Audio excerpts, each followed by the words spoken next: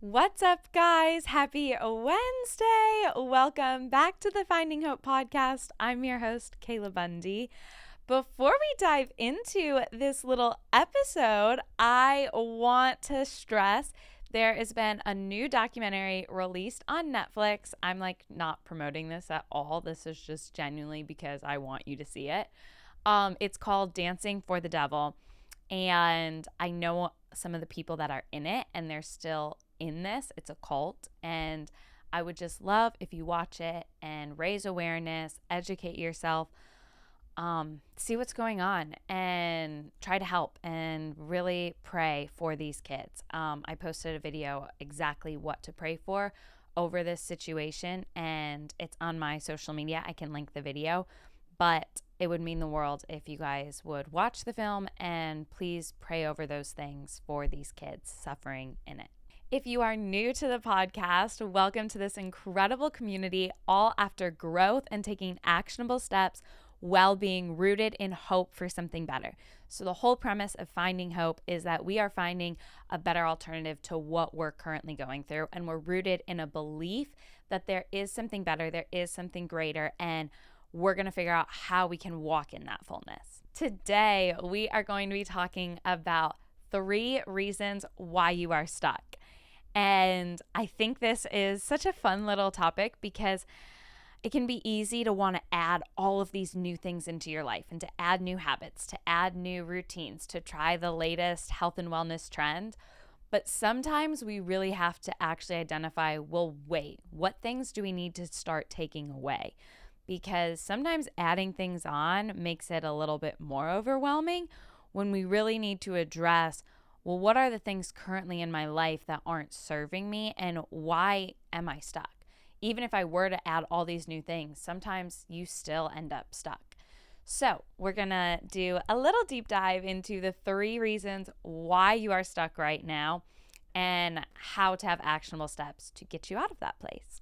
The number one reason most people end up stuck in life, in their careers, in their relationships, in just accepting where they're at and being content instead of striving for more is because they feel overwhelmed. I've been there. I totally get it.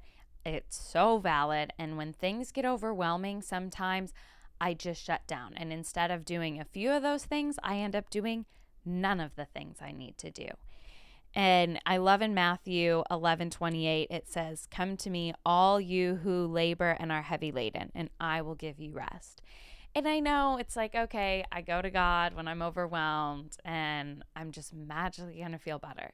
And that's just never how it works for me. Anyways, maybe that's you, and that's amazing if that's you, but that's not me. However, I've learned that actually coming to the Lord when I am overwhelmed, it's not in a way where all of my problems disappear. All the things that I'm feeling anxious about and feeling like I can't steward well just disappear. That usually doesn't happen. But I do find rest, and I do find peace and a desire to push forward instead of shutting down when I bring it to the Lord. And almost every single time I've had an insane week and I'm super overwhelmed, and I'll be talking to my mom on the phone and just telling her all these things that I have going on. And when I actually come to the Lord and I'm like, hey, God, I'm so stressed right now. I'm so overwhelmed. I don't know how I'm going to do all these things. I don't know how I'm going to get through it. Like, please give me strength. Please give me an insane amount of energy, an insane amount of focus, an insane amount of drive, and help me to push through. And it's crazy because almost every single time I've ever had those moments and I do bring it to the Lord, it's not like my problems go away and the tasks go away, but I'm able to execute them in a way that doesn't exhaust me. It doesn't take away from my energy. It doesn't overwhelm me. I actually look back and I go, whoa, I did all that. That was crazy. That's amazing. I actually accomplished every single thing that I needed to accomplish. And so I think when the Lord says, come to me, all you who labor and are heavy laden, and I will give you rest, it's not him saying I'm just going to take everything away from you, but I'm actually going to provide rest for you in it.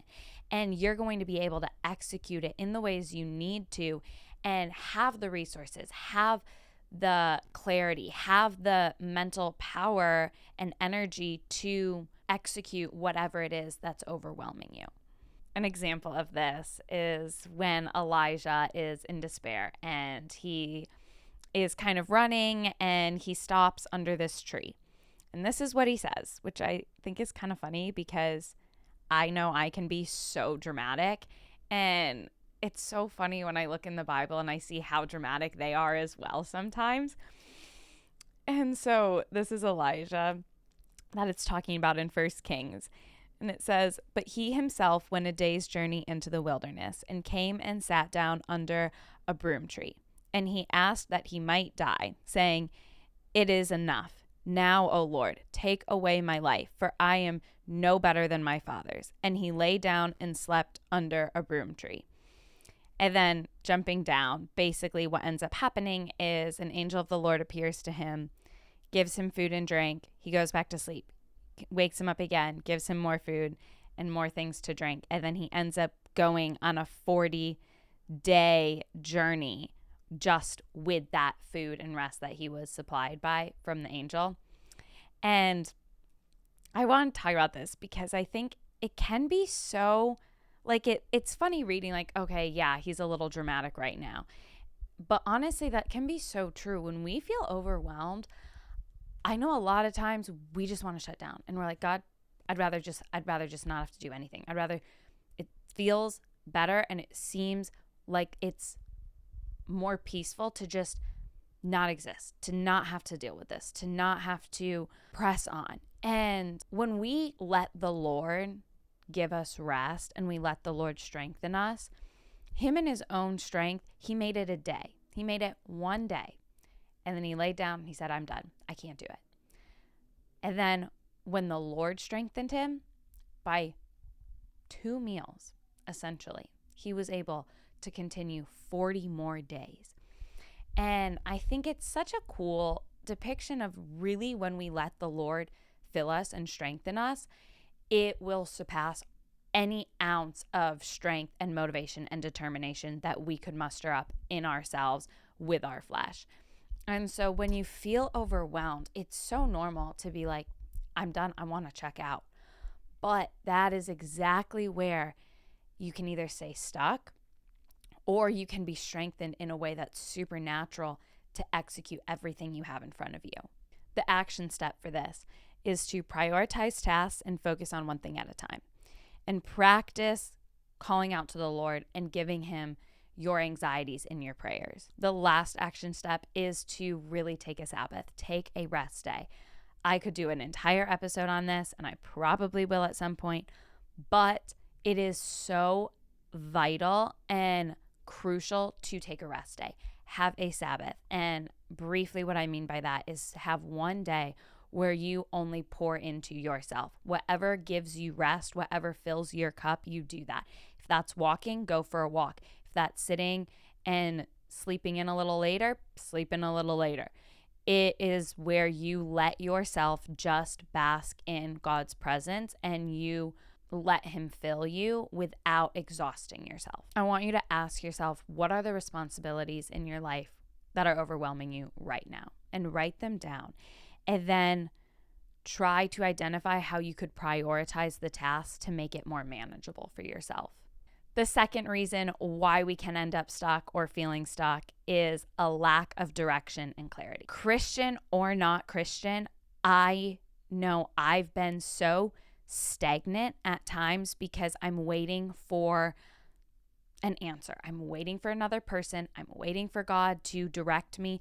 I don't want to take action on my own because what if it's the wrong action and I'm waiting to hear his voice?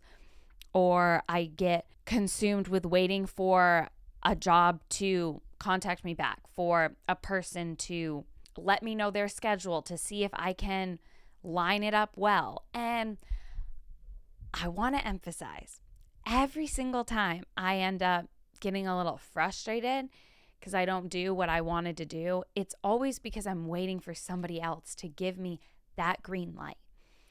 And when I just give it to myself, it's amazing. All the things you can actually do. And God will redirect you because I think I see a lot of people not take any action because they only want to go where God's calling them.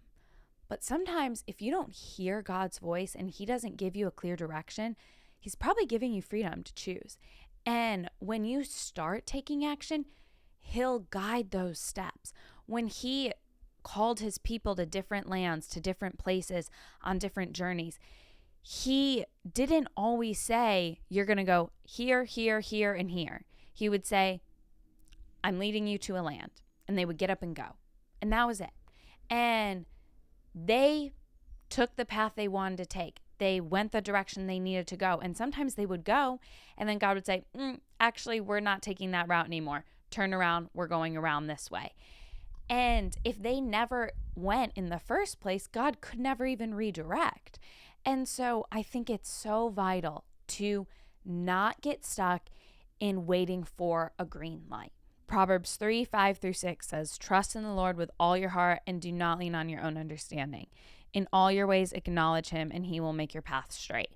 When we are trusting in the Lord, I think this verse can get a little twisted into, okay, well, I shouldn't lean on my own understanding. I need to sit and wait. And really, I think he's kind of saying, when you trust in me, I'm going to direct your path. When you give it all to me, I'm going to direct your path.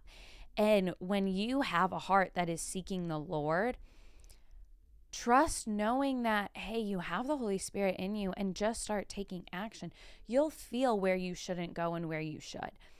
And that is something I've really learned, is when I don't take any action, I really can't feel where I'm supposed to go and where I'm not. But when I start taking action, even if it's the wrong action, then I see, okay, that was not it. Great, now I'll try this. Whereas by never moving, that's truly what you're doing. You're not moving. You're staying still, and you can only do so much in stillness. And I think there's such a danger in inaction, because I really believe that is a huge way the enemy can keep us from living out our callings, our purpose, letting God work in our lives, is feeling this fear of, oh, well, what if that's not where God's calling me? And I need to wait on the Lord, or I need to wait for that person to give me permission.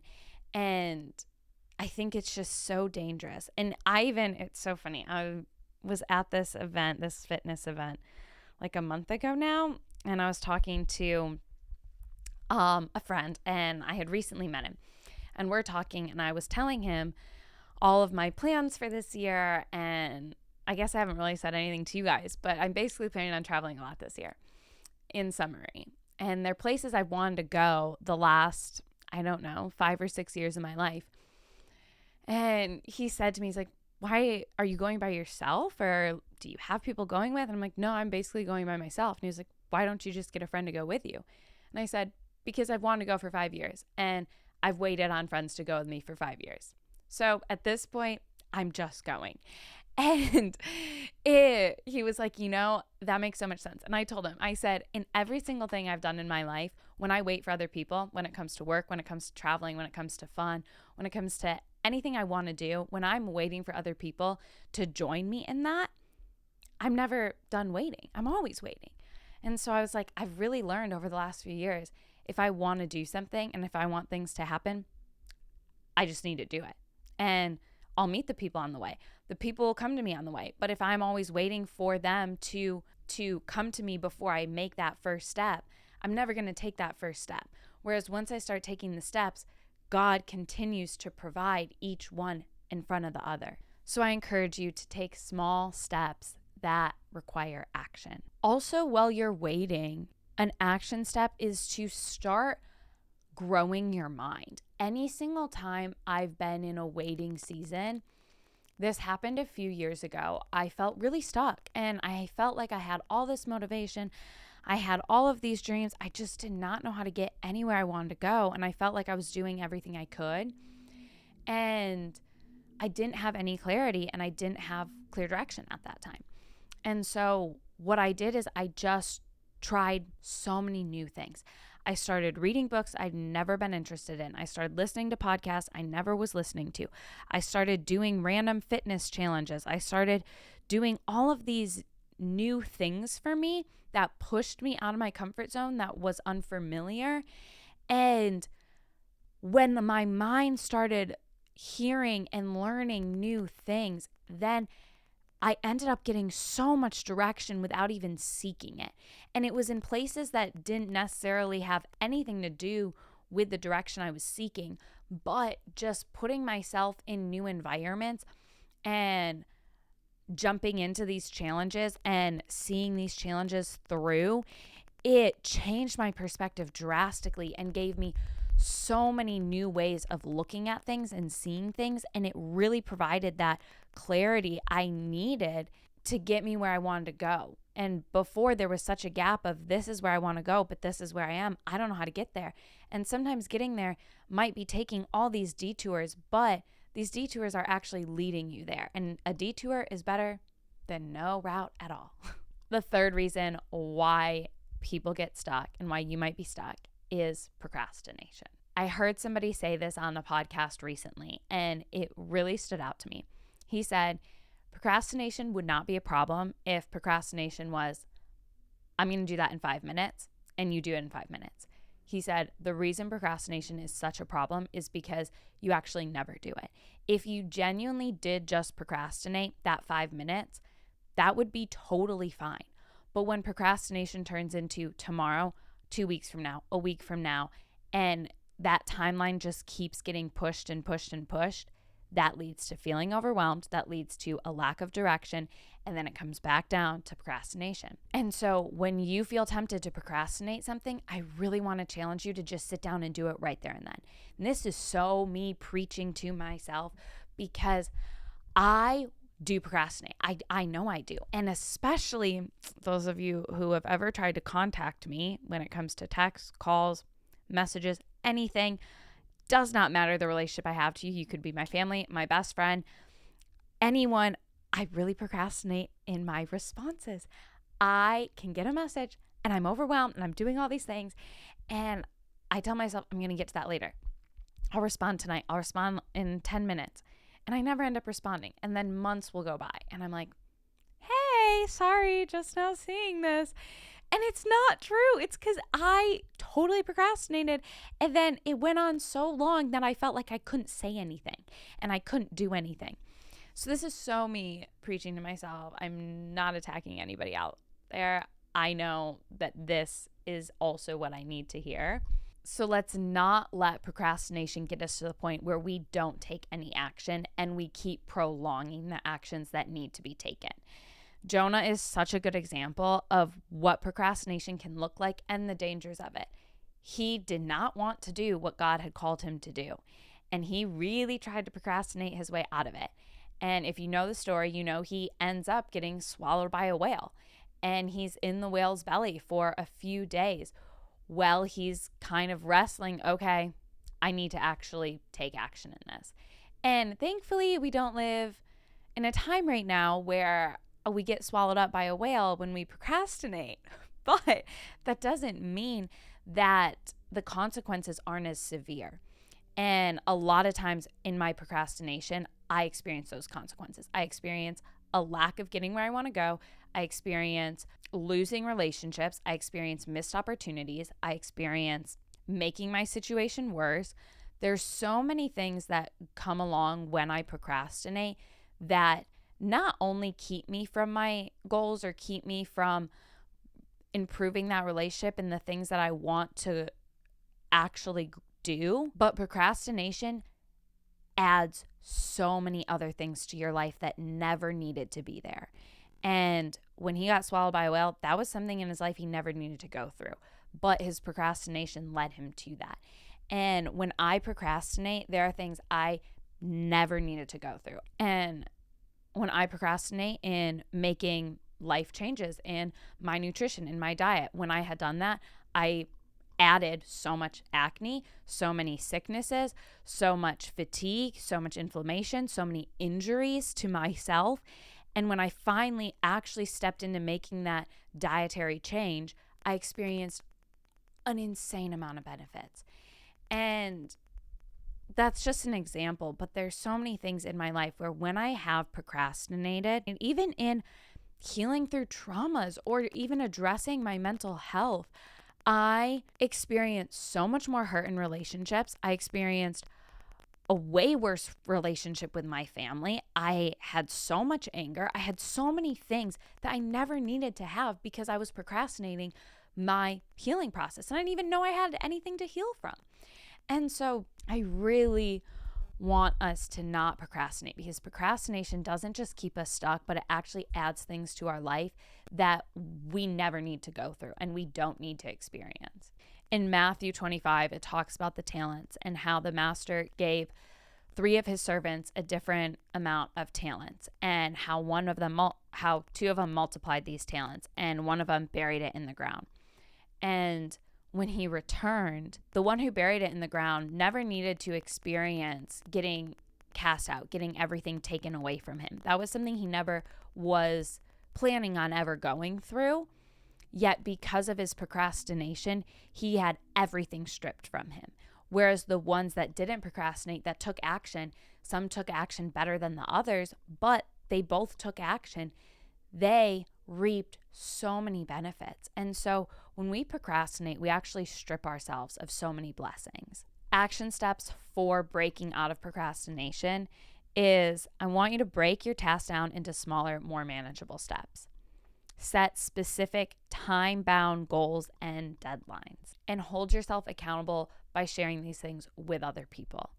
I know personally there's some times where I want to make changes and I purposely won't post a story, or I won't post it on social media because I don't want to have that accountability. And anytime I have that thought process, I'm like, that means I probably am not even going to do it. That means I'm already setting myself up to fail. So push yourself to tell people that it's kind of scary for them to know, and it's uncomfortable maybe for them to hold you accountable. And simply just ask yourself, what tasks or decisions have you been putting off? And how can you create more of an effective action plan? So I'm so excited for you to be able to deal with feeling overwhelmed, be able to have a lack of direction, be able to feel procrastination, but not let these things keep you stuck, because these are all things we're going to experience. It's not like they disappear from our lives for the rest of time, but we can actually identify them and push through them and let them not keep us from the fullness that I believe God intended us to live in. I would love if you guys want to share your goals and the things you want to improve on and the areas in life you feel stuck in. You can always DM me on the Finding Hope podcast. I love talking to you guys over there, and make sure your notifications are turned on so that way you always know when there's a new post and a new episode. I love you guys so much. As always, I'll talk to you next Wednesday.